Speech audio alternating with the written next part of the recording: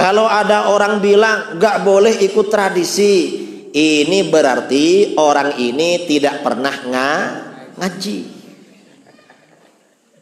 Ayo kembali pada Al-Quran dan hadis, jangan ikut tradisi. Berarti orang ini tidak faham isinya Al-Quran.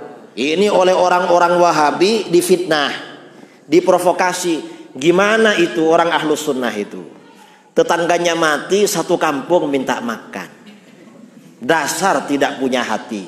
Kamu yang tidak punya hati, itu pertanda karakter bangsa kita, karakternya memang baik. Jangankan senang, susah aja masih ngasih makan. Lah itu orang baik. Saya bisa jalan-jalan ke Padang. Dari dulu saya cuma kenal makanannya. Karena orang Padang ini di mana-mana terkenal dengan rumah makan Padang atau Minang. Dan sekarang baru makan masakan Padang yang asli. Kalau yang di luar Padang itu masakan Padang swasta. Yang di sini ini masakan Padang negeri. Pasti lebih berkualitas daripada yang swasta. Saudara-saudara yang dimuliakan oleh Allah, kita ini di Indonesia juga umat Islam di mana-mana akhir-akhir ini banyak menghadapi tantangan, menghadapi fitnah, menghadapi ujian, fitnah akhir zaman. Apa ujian dan tantangan itu? Ujian dan tantangan itu adalah fitnah yang merusak terhadap ajaran agama. Dulu sejak awal Islam ini disebarkan ke Indonesia, sejak awal mula adalah Islam Ahlus Sunnah wal Jamaah. Terus jawal, sejak kapan Islam itu masuk ke Indonesia? Sebagian ulama mengatakan di dalam kitab-kitab sejarah, bangsa kita ini yang merupakan rumpun bangsa Melayu. Orang Minang, orang Aceh, orang Melayu, orang Jawa, satu rumpun Melayu. Itu Islam itu disebarkan kepada bangsa kita sejak masa-masa Khulafaur Rasyidin. Diperkirakan pada masa khalifah yang ketiga, Sayyidina Utsman bin Affan radhiyallahu an, bangsa kita ini sudah masuk Islam, walaupun masih sedikit. Kemudian bangsa kita ini penyebaran Islam itu besar-besaran, semakin luas, kira-kira 600 tahun kemudian pada abad ke-6 Hijriah. Itu proses islamisasi bangsa kita secara besar-besaran. Sudah semakin ramai, semakin banyak. Sampai akhirnya bangsa Indonesia ini Islamnya menempati ranking pertama di dunia, karena umat Islam dulu 95%. Entah sekarang tinggal berapa persen itu. Apa 90 atau. Tapi memang luar biasa. Bangsa kita ini memang 95% atau 90% umat Islam. Umat Islam terbesar di dunia Indonesia. Salah satu yang terbesar. Nah, ada pertanyaan tentang proses penyebaran Islam di Indonesia. Proses penyebaran Islam di Indonesia ini berbeda dengan proses penyebaran Islam di daerah-daerah lain di dunia, terutama di Jazirah Arab dan sekitarnya. Apa perbedaannya? Bangsa-bangsa lain di dunia penyebaran Islam itu melalui pendekatan militer, melalui perang. Umat Islam mengirimkan tentara, dikirim pada kerajaan-kerajaan sekitar, diajak masuk Islam, gak mau diperangi. Itu negara-negara lain. Di Indonesia ini proses islamisasi tidak begitu. Tapi bagaimana? Kebanyakan itu pendekatan budaya, pendekatan adat istiadat. Para ulama yang berdakwah datang ke sini, ada yang datang sambil berdagang. Sebenarnya tujuannya bukan berdagang. Apa tujuannya berdagang ke sini? Berdagang itu hanya sambilan, tetapi nanti mengajak masyarakat masuk Islam. Dan raja-raja di kepulauan Jawa itu dulu meliputi Sumatera, karena Sumatera dengan Jawa itu kumpul. Bahkan kawasan Nusantara, ya, kawasan Nusantara ini diistilahkan di kitab-kitab klasik itu Jawa. Walaupun sekarang Jawa khasnya Pulau Jawa. Dulu sebagian raja-raja di Nusantara, kalau ada pedagang Arab datang berdagang ke sini sambil berdakwah, itu senang. Mengapa? Karena juga membantu kepada masyarakat setempat. Dan raja-raja di Nusantara, sebagian raja dulu memberikan persyaratan kepada para pedagang Arab yang datang ke sini sambil berdakwah. Apa syaratnya? Harus menikah dengan penduduk lokal. Kamu boleh jualan di sini, tapi harus punya istri di sini. Nah, orang-orang Arab ini kalau kewajibannya menikah pasti senang, karena ini kewajiban yang menyenangkan. Dalam sebagian kitab, ya, salah satu kitab karangan Syekh Dr. Nuruddin Aitir, entah beliau dari mana sumbernya, sebagian penguasa dulu begitu. Nah, islamisasi bangsa kita ini prosesnya memang kebanyakan melalui pendekatan budaya. Salah satu budaya bangsa kita yang paling kental, bangsa Indonesia ini apa? Budayanya yang paling kental. Yang paling kental itu adalah budaya memberi makan. Bangsa kita ini memang suka memberi makan.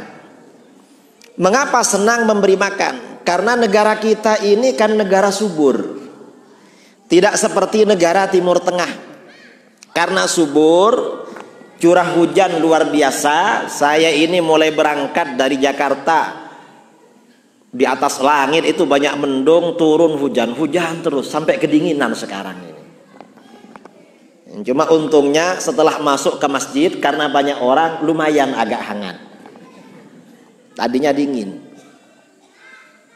Nah, karena curah hujannya ini memang cukup, negara kita ini negara subur. Pepohonan, tanaman, tumbuh-tumbuhan subur. Kemudian sungai-sungai banyak ikannya, lautan kaya dengan ikan. Produksi makanan bangsa kita ini sangat melimpah. Karena produksi makanan bangsa kita ini sangat melimpah, bangsa kita ini bangsa yang senang makan. Karena bangsa kita ini senang makan, bangsa kita ini senang bikin acara makan-makan. Ini budaya memang.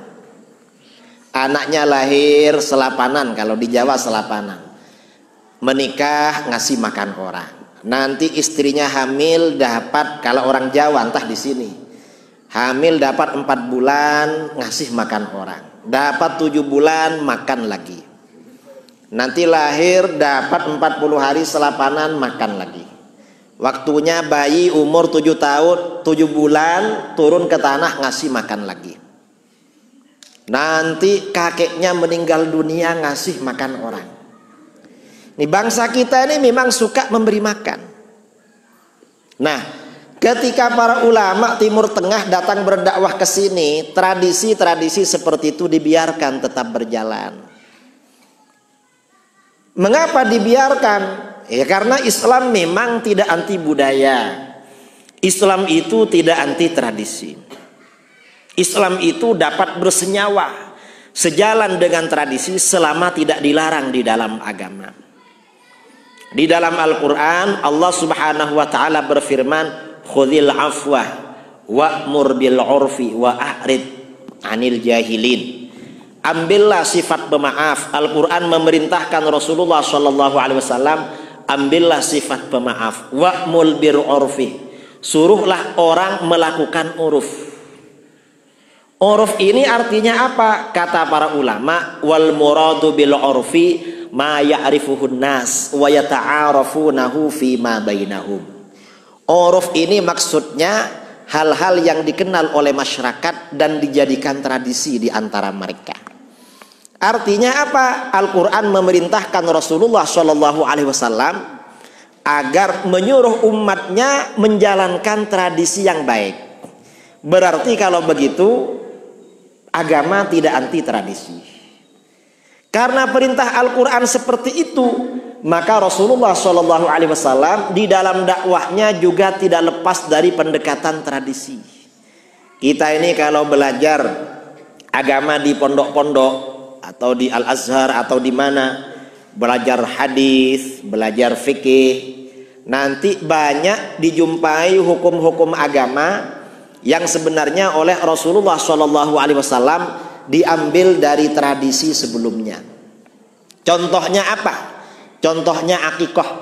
Di sini akikoh disebut apa kalau orang lahir itu? Sama ya? Akikah. Akikah itu asalnya tradisi jahiliyah. Orang jahiliyah ketika anaknya lahir, kalau bayinya laki-laki sembelih kambing 2. Kalau bayinya cewek, perempuan sembelih kambing 1. Karena orang Arab lebih suka anak laki-laki daripada anak perempuan. Nah, setelah kambing disembelih, ini tradisi Arab. Setelah kambing disembelih, darah kambing itu diusapkan pada rambut dan badan bayi. Itu namanya akikoh.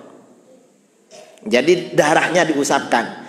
Ketika Rasulullah SAW diutus menyebarkan Islam, akikoh tetap dijalankan. Cuma mengusapkan darah kambing pada rambut dan badan si bayi tidak boleh. Akikoh tetap jalan. Mengapa gak boleh? Karena itu tidak ada gunanya. Mengusapkan darah pada badan gak ada gunanya. Dan darah ini perkara najis. Orang mengotori dirinya dengan perkara najis tidak boleh. Walaupun bajunya sendiri, nyuci sendiri, tapi dikasih barang najis gak boleh. Orang itu harus selalu berusaha bersih. Sedangkan akikoh tetap jalan. Mengapa? Akikoh ini tradisi yang baik. Buktinya baik. Kita ini kalau sudah lama gak makan kambing, mau beli kambing gak ada uang, tiba-tiba dapat undangan dari tetangga. Setelah dibaca undangannya akikoh, pasti dalam pikiran ini kambing ini, karena akikoh. Begitu dilihat nama bayinya ternyata laki-laki. Wah, setelah dibaca lagi ternyata bayinya laki-laki kembar lagi. Berapa kambingnya ini? 4. Berarti ini, wah ini benar-benar mantap. Berarti kalau begitu akikoh ini tradisi yang baik. Karenanya tetap jalan. Contoh lagi ya, ajaran di dalam agama yang diambil dari tradisi sebelumnya. Puasa Asyura. Puasa Asyura itu dalam hadis riwayat Imam Bukhari Muslim. Itu awalnya dari tradisi Yahudi. Imam Bukhari Muslim meriwayatkan dari Ibnu Abbas radhiyallahu anhuma. Ibnu Abbas berkata, qadiman Nabi sallallahu alaihi wasallam al-Madinah fara'al yahud tasumu yauma Asyura. Nabi sallallahu alaihi wasallam hijrah ke Madinah. Sampai di Madinah ternyata Yahudi mau puasa Asyura. Karena orang Yahudi mau puasa Asyura, Rasulullah tanya, "Mahadza, ada apa ini kamu kok puasa Asyura? Apa ini kok puasa?" Apa jawaban Yahudi? Kata Yahudi, "Hadza yaumun shalih." Ini hari yang baik kita puasa. Loh, mengapa baik? "Hadza yaumun najjallahu fihi Musa wa aghraqa Fir'aun." Pada hari ini, hadza yaumun najjallahu bani Israil. Pada hari ini Allah menyelamatkan Bani Israel. Wa aghraqa Fir'aun wa junudahu, dan Allah tenggelamkan Fir'aun dan bala tentaranya di laut. Fasamahu Musa syukron lillah. Karena hari Asyura ini hari yang penting, hari yang baik, kemenangan Bani Israel, setiap hari Asyura Nabi Musa berpuasa sebagai bentuk rasa syukur kepada Allah. Apa jawaban Rasulullah? Rasulullah SAW menjawab, fa'ana ahaqqu bi Musa minkum. Kalau begitu, aku lebih berhak mensyukuri Musa daripada kamu. Karena Musa seorang nabi, aku juga seorang nabi. Fasamahu wa amaron nasa bisyamihi. Lalu Rasulullah berpuasa Asyura, para sahabat diperintahkan puasa Asyura. Nah, ini artinya apa? Rasulullah berdakwah kepada Yahudi melalui pendekatan budaya, yaitu puasa Asyura. Rasulullah gak langsung menyalahkan tapi puasa. Ini seakan-akan secara tidak langsung Rasulullah itu bersabda kepada Yahudi, Yahudi, kamu masuk Islam. Karena walaupun kamu masuk Islam, hubungan kamu dengan leluhur kamu Bani Israel gak akan hilang. Kalau kamu ketika Yahudi berpuasa Asyura untuk mengenang hari kemenangan bangsa kamu, setelah masuk Islam masih puasa. Ini aku berpuasa, para sahabat berpuasa. Ini namanya dakwah melalui pendekatan budaya. Karenanya Islam itu tidak anti budaya, Islam tidak anti tradisi. Kalau ada orang bilang gak boleh ikut tradisi, ini berarti orang ini tidak pernah ngaji. Ayo kembali pada Al-Quran dan hadis, jangan ikut tradisi. Berarti orang ini tidak faham isinya Al-Quran, tidak faham isinya kitab-kitab hadis. Gak faham ini. Tradisi itu ada ayat Al-Qurannya, juga ada hadisnya. Nah, bangsa kita ini budaya yang paling banyak itu budaya makan-makan. Budaya makan ini luar biasa. Saya barusan sebelum turun ke sini kasih makan. Setelah dibuka, ini kalau di luar namanya masakan Padang, tapi tadi namanya bukan. Apa namanya lupa, tapi bukan Padang. Dan ada kuenya ada berapa macam tadi? 5 macam. Ini budaya. Dan ini tradisi makan-makan ini oleh para ulama memang dilegalisir, tetap dilestarikan. Mengapa? Tradisi makan-makan ini bukan sesuatu yang melanggar ajaran agama. Ini tradisi sangat islami, tradisi makan-makan. Kita ini ada apapun ngasih makan. Kita ini jangankan senang, susah ngasih makan orang. Keluarga meninggal ngasih makan orang. Mengapa? Ya karena bangsa kita ini karakternya baik. Senang ngasih makan, susah ngasih makan. Ini oleh orang-orang Wahabi difitnah, diprovokasi. Gimana itu orang Ahlus Sunnah itu? Tetangganya mati, satu kampung minta makan. Dasar tidak punya hati. Kamu yang tidak punya hati, itu pertanda karakter bangsa kita karakternya memang baik. Jangankan senang, susah aja masih ngasih makan. Lah itu orang baik. Dan sedekah makan untuk sedekah. Ini yang biasanya yang sering dipersoalkan itu sedekah kematian. Kata Wahabi gak ada dalilnya sedekah untuk orang mati. Kata siapa gak ada dalilnya? Yang menganjurkan sedekah untuk orang mati ini agama. Dalam hadis ya, Imam Nawawi dalam Riyadhus Shalihin menulis bab berjudul As-Sadaqatu 'anil Mayyit. Anjuran bersedekah untuk orang mati. Sedekah untuk orang mati itu anjuran.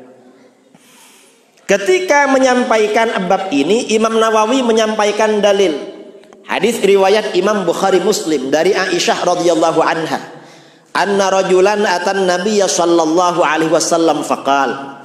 Seorang laki-laki datang kepada Nabi sallallahu alaihi wasallam.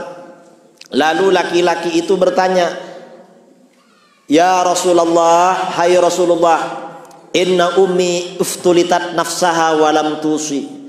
sesungguhnya ibuku tiba-tiba meninggal dunia, dan ibuku tidak sempat berwasiat karena meninggalnya tiba-tiba.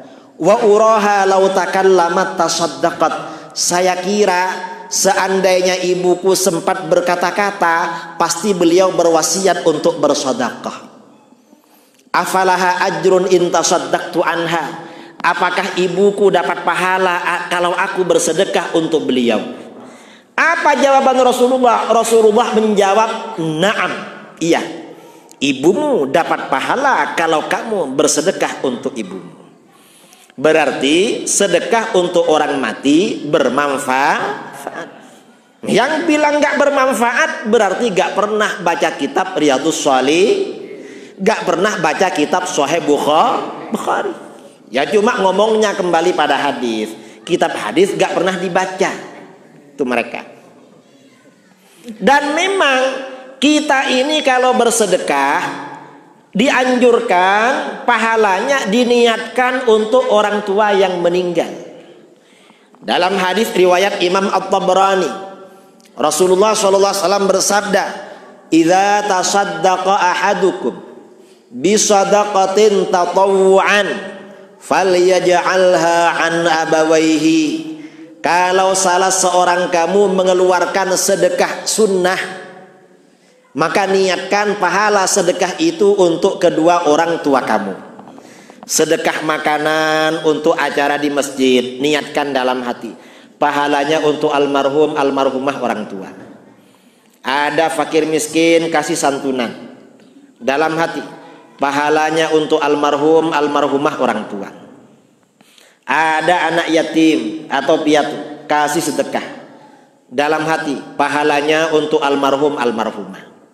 Mengapa pahalanya diniatkan untuk kedua orang tua? Fayakunu lahuma ajruha, pahala sedekah itu langsung mengalir pada kedua orang tua.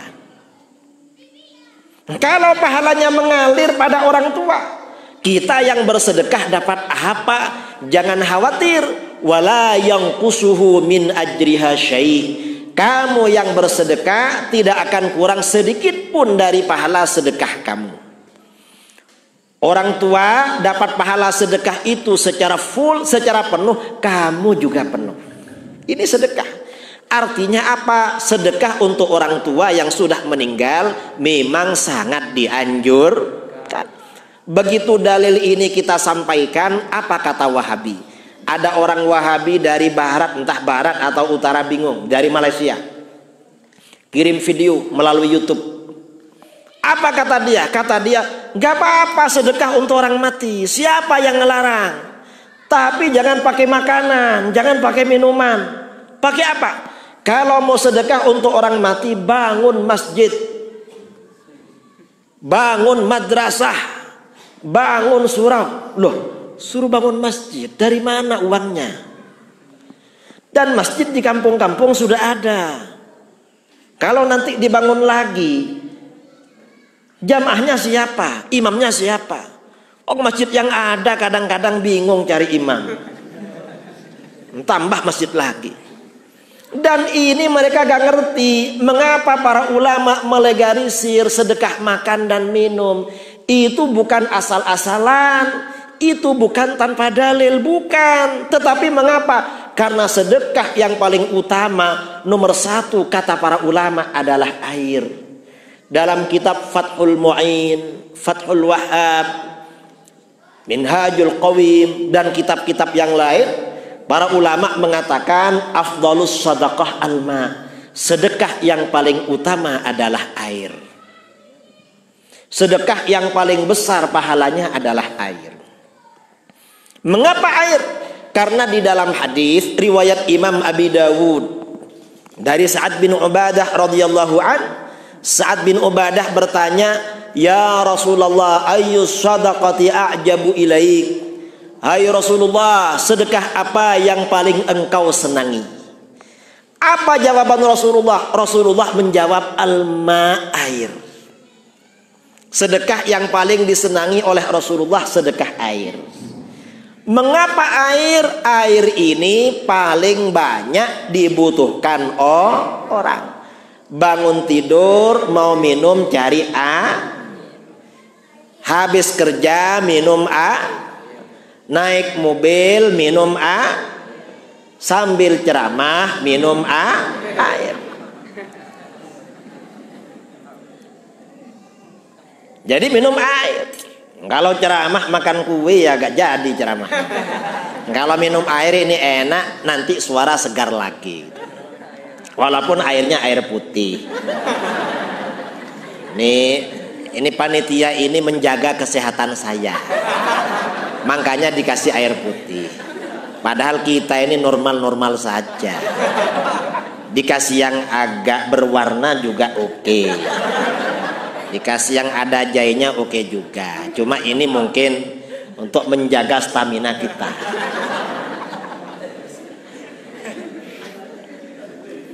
Dan jangan dikira sedekah air ini tidak penting. Sedekah air ini penting. Mengapa penting? Kadang-kadang gara-gara sedekah air dosa besar diampuni oleh Allah. Padahal dosa besar. Dalam hadis riwayat Imam Bukhari Muslim dari Abu Hurairah radhiyallahu an, Rasulullah sallallahu alaihi wasallam bersabda, bercerita tentang Bani Israel sebelum datangnya Islam. Rasulullah bersabda, bainama kalbun yutifu bi raqiyatin, ketika seekor anjing mengelilingi sumur, qad kada yaqtuluhul atash, anjing itu benar-benar hampir mati karena kehausan. Ada anjing hampir mati karena kehausan, mau terjun ke dalam sumur gak bisa, akhirnya dia cuma mengelilingi sumur. Idra'athu baghiyun min baghaya Bani Israel, tiba-tiba seorang pelacur Bani Israel melihatnya. Ada pelacur pulang kerja. Pelacur itu biasanya kerjanya malam. Kalau siang pulang, di Timur Tengah itu kan panas. Nah, panas-panas pulang kerja, melihat anjing mengelilingi sumur hampir mati kehausan. Karena anjing itu hampir mati kehausan, hatinya merasa iba. Kasihan anjing ini. Karena kasihan, fanaza'at muqaha, pelacur ini melepas sepatunya. Pelacur itu dulu pakai sepatu. Sekarang pakai apa gak tahu. Setelah dilepas sepatunya, fanazalat, dia turun dalam sumur. Dulu sumur itu gak pakai timba, gak pakai tali, tapi pakai tangga. Manusia belum mampu peradabannya buat timba sama tali, jadi turun ke bawah. Kalau sekarang sudah gak pakai tali, gak pakai timba, pakai apa sekarang? Pakai sanyu, pakai listrik, lebih canggih lagi. Setelah turun ke bawah ambil air, fasaqathu, dia ngasih minum dengan sepatunya itu. Setelah segar, anjing itu segar, dia kasih minum. Nah, ini datang lagi nih.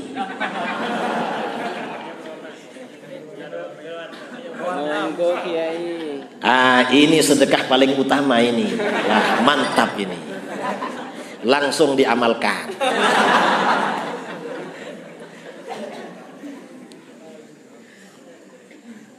Setelah anjing itu segar, dia pulang.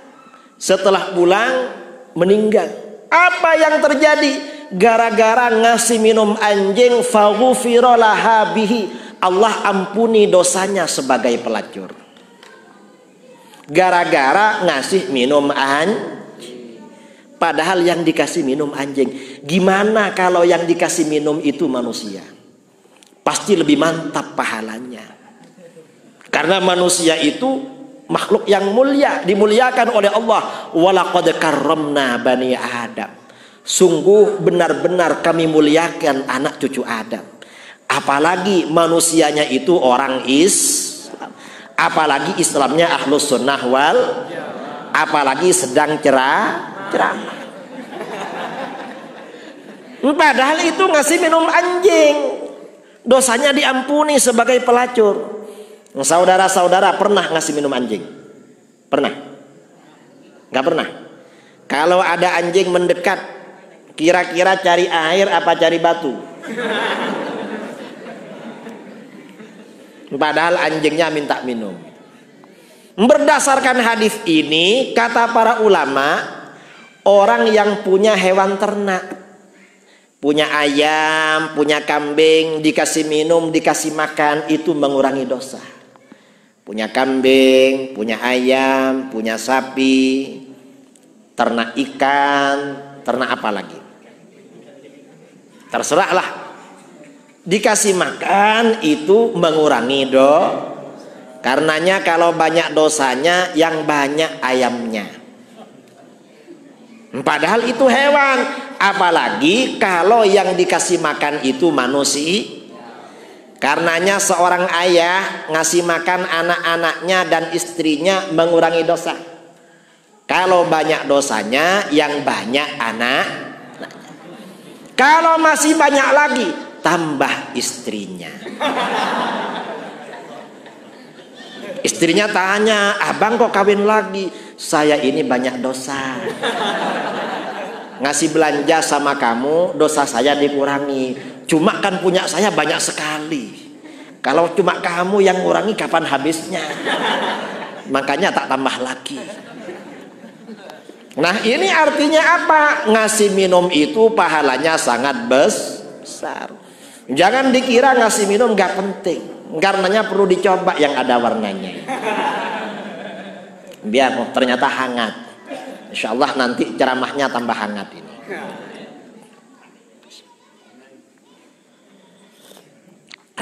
Enak sekali.